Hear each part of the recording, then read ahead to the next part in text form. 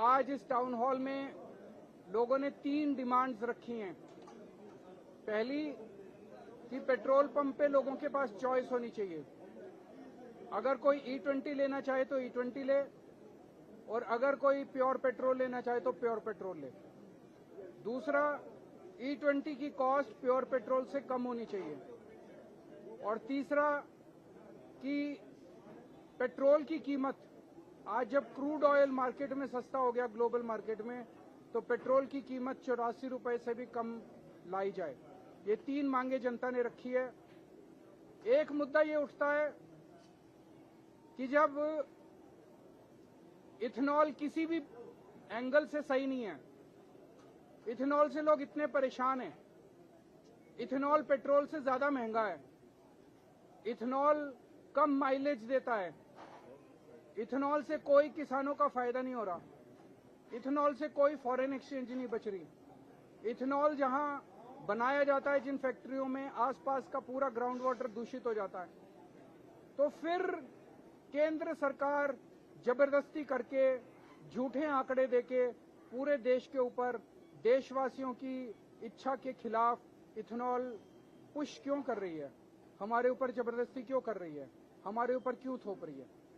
आखिर मोदी सरकार की क्या मजबूरी है या उनकी क्या हिडन एजेंडा है?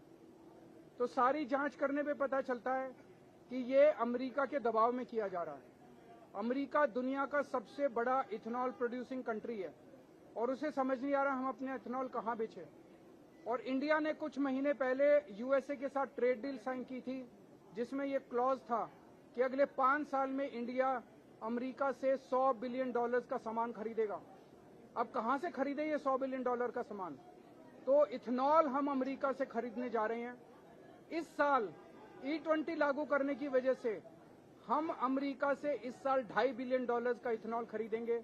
तो 5 साल में इन्फ्लेशन देखते हुए, डॉलर की कीमत देखते हुए, सब चीजों को देखते हुए हम 5 साल में $20 बिलियन का इथेनॉल अमेरिका से खरीदेंगे।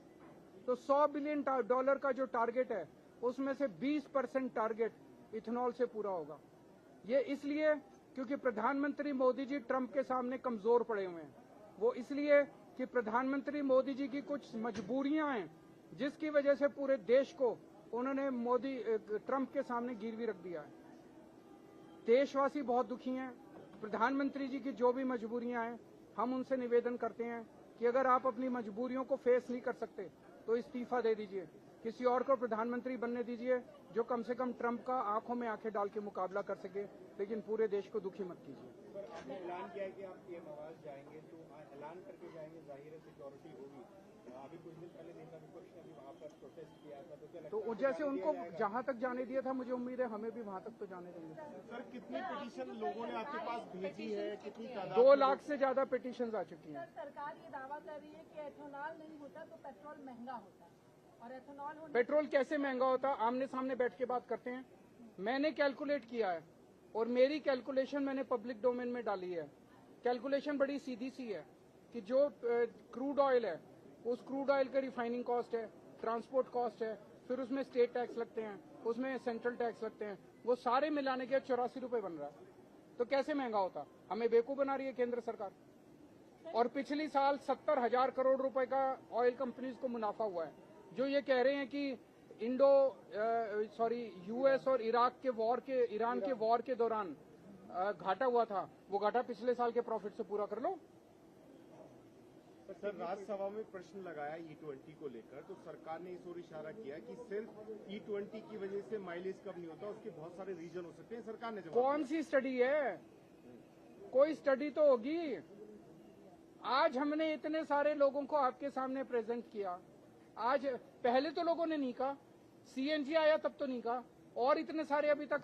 अब जब सारे देश के लोग कह रहे हैं भाई E20 से खराब हो रहा है, मिस्त्री कह रहे हैं, मैकेनिक कह रहे हैं, इंजीनियर्स कह रहे हैं, साइंटिस्ट कह रहे हैं, किसी की तो सुनोगे आप।